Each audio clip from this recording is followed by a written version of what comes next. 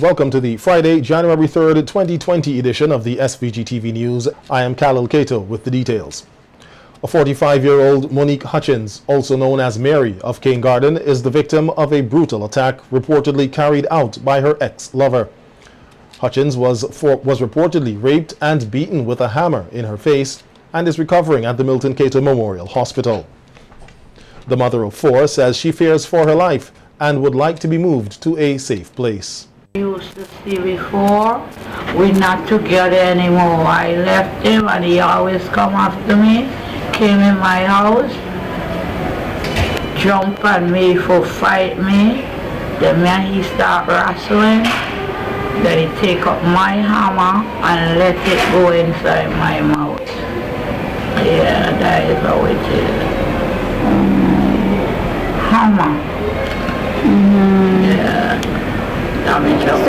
Hutchins said her attacker fled, leaving her in a pool of blood, and eventually the police came to her rescue.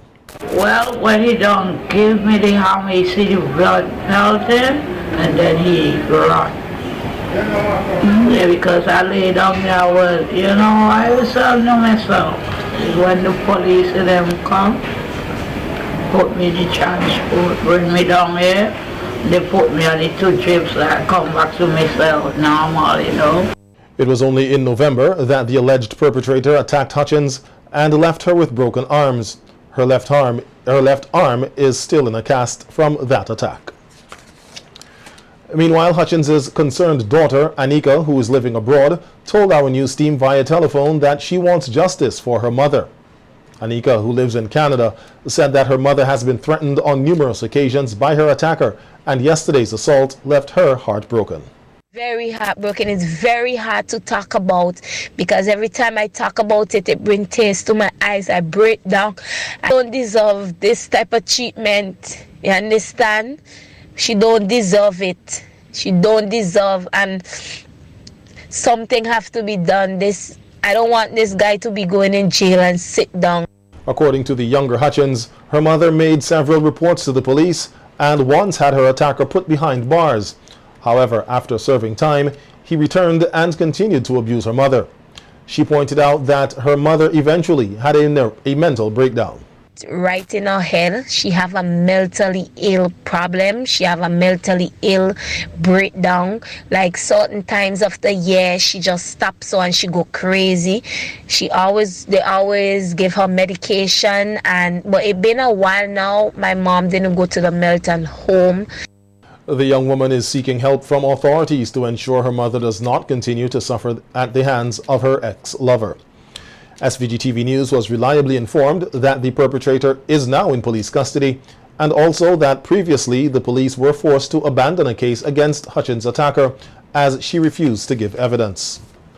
A minister with responsibility for gender affairs, Frederick Stevenson, has condemned the violent attack on Hutchins.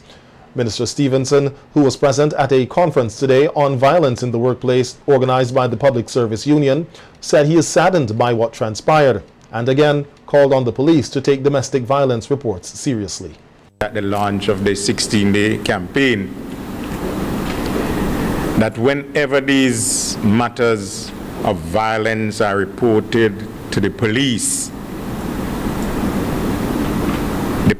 must act swiftly and try to deal with these situations because, as I said, it is not good. Violence against our women, violence in any form, is not something that we should condone. And as a minister, I condemn all forms of violence in St. Vincent and the Grenadines and all forms of violence.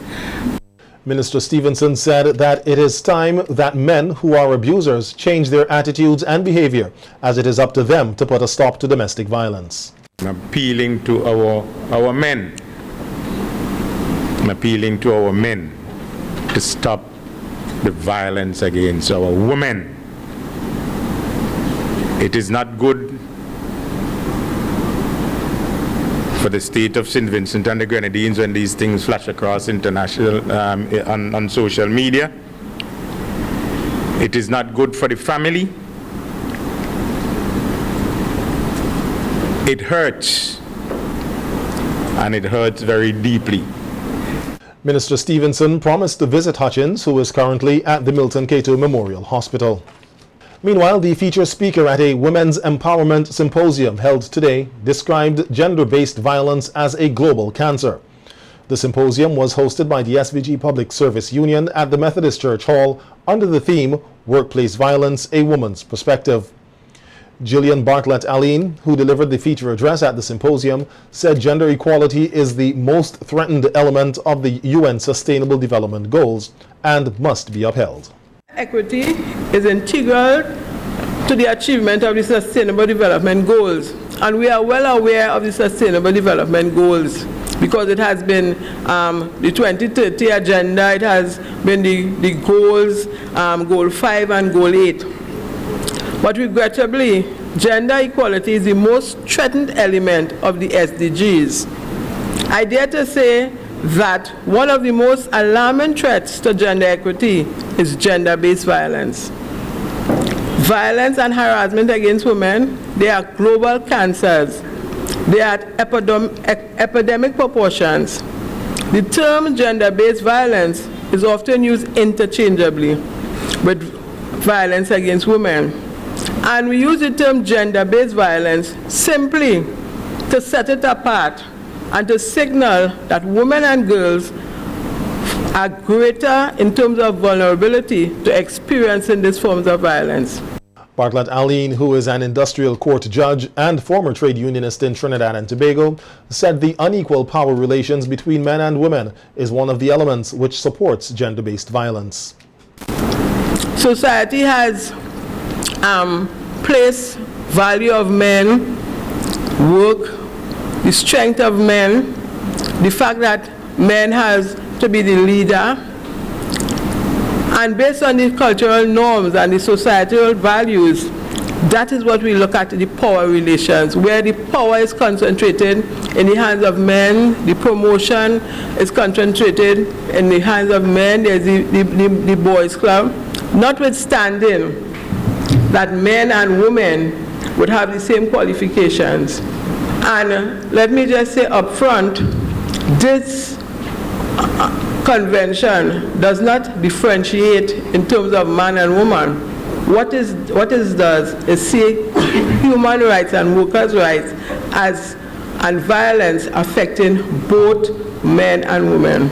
President of the SVG Public Service Union, Elroy Boucher, said that the union is committed to fight against all forms of gender-based violence inside and outside of the workplace. To empower, inform and educate members of the PSU on the stated theme, violence against women in the workplace. For the PSU, our Women's Committee has been leading the fight against gender-based violence. In recognition of the International Day to End Violence Against Women and Girls, the PSU, through its Women's Committee, made a call for our nation to stand against rape. We have also called on government to ratify ILO Convention 190. Convention 190 recognizes that violence and harassment in the world of work can constitute a human rights violation or abuse, and that violence and harassment is a threat to equal opportunities, is unacceptable and incompatible with decent work. We have also advocated for a Sexual Harassment Act and will be pushing for a sexual harassment policy for the public service and the statutory corporations that we represent. Work on the new cargo port in capital Kingstown is expected to commence this year. 2 weeks ago, the Caribbean Development Bank approved funds for the modernization of the port, which is also being supported by the UK government. Chief Executive Officer of the SVG Port Authority, Bishan John, said that the project will be of benefit to all Vincentians. Granted by the CDB for a project to have a new port facility built in Kingstown to the north of the current facility. We're going ahead with this. We have a very strong team working on this, a strong team of diverse skill set, young persons, mature persons, and I think that going forward, the port is positioning itself to be a significant economic driver for St. Vincent and the Grenadines. Last year, consultations were held with persons who would be affected as authorities discussed relocation and resettlement resettlement funds to be provided. John said that this process will be taken to another level early this year, which will ensure persons collect their monies and relocate to a suitable location, either to Edinburgh or Lomans. We have various mechanisms that we set up to handle. We have a grievous mechanism that has been set up. We have various committees that handle different aspects of it. It's not just a resettlement procedure, but it's a procedure that allows for the enhancement of people's lives through training. So it's not just a resettlement activity. It's basically a lot broader, more holistic, and one that look at how we can enhance the person's life that are being affected by this project. John said the construction work on the new port is expected to commence later this year, but before that, they will be holding educational sessions with key stakeholders on their roles and responsibilities. And there's always a big misunderstanding of what the port does and what custom does. And I think that we have to pay attention to this going forward and really do some education to the public to them that it's not just the port authority, it's customs, it's immigration, it's health, it's the Coast Guard, it's everybody that ensures, that have to work around to ensure that you get your cargo in a timely and safe manner. Bright lights on vehicles, incorrectly designed license plates, as well as tint which exceeds 7 inches are some of the things which the SVG, the traffic branch of the RSVG police force, will be clamping down on this year. So says Station Sergeant Parnell Brown, who told our news team that while 2019 was a good year with a reduction in road fatalities, there are still some issues relating to safety and adherence to the law which must be improved. The station sergeant said while he understands that persons want to see their vehicle look classy, whatever is done must be within the confines of the law. We have recognized that persons are having other words and letters or figures to the front of their motor vehicle other than the registration plate. This is another offense. Also, the italic number plates, they are not in keeping with the law. There's a prescribed number plate that the law says you must have to the front and to the rear of your motor vehicle, and persons are just moving away because they want their vehicles to be looking different or classy. Having a vehicle looking classy is one thing, but infringing on the law is something else different. We are advising motorists to operate their vehicles within the confines of the law. LED bulbs on a vehicle can produce a very bright beam, but can also be dangerous for other motorists, as it can impair vision. Station Sergeant Brown said this is another area which the department will be taking a firm position on this year. What we are looking at is the italic number plates, as I said, and the additional lights. The additional lights are the LED bulbs.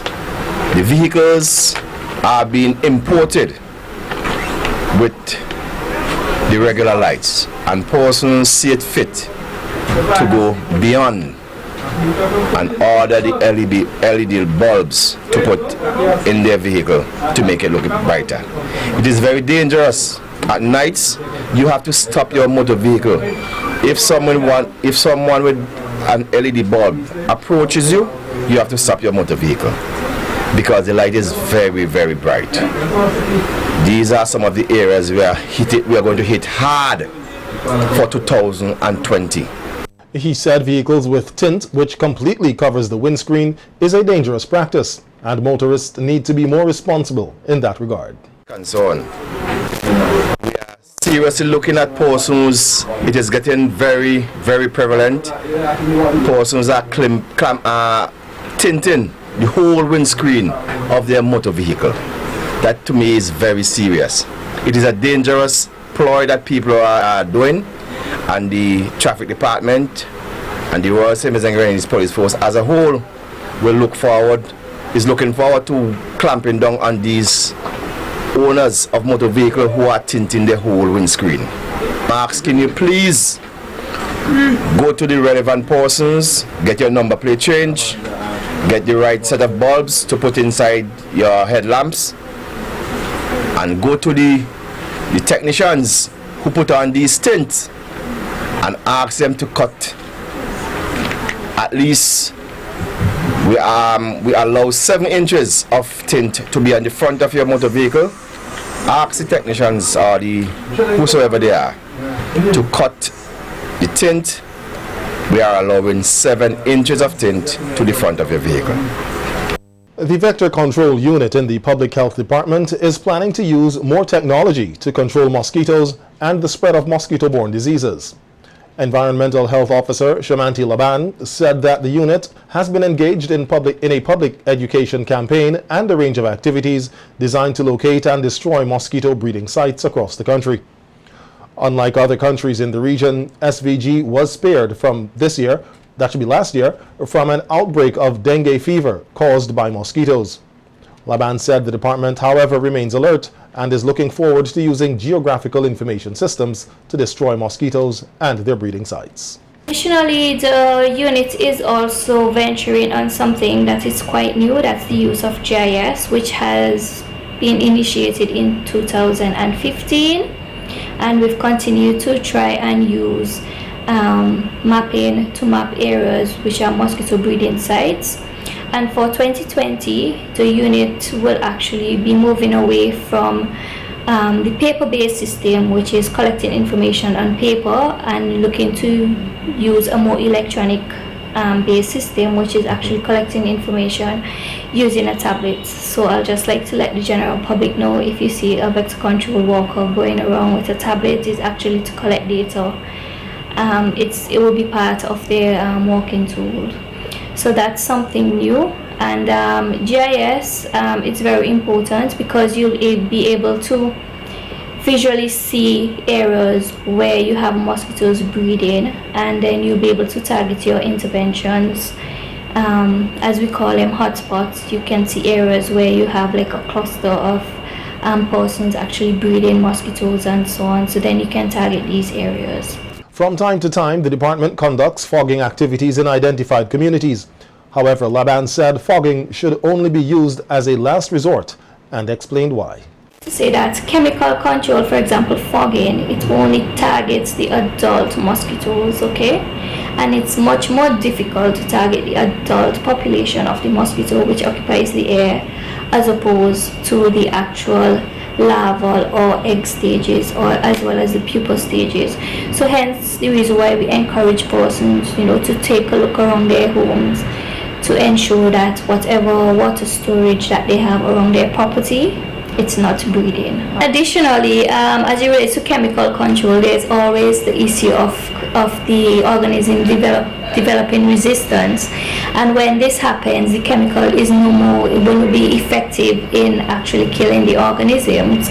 So chemical control is also not an answer as it relates to mosquito control. It is an option that can be used, but it should only be used when there is no other alternatives, basically. Another vector which the unit is trying to control is rats, given the number of cases of leptospirosis recorded here last year.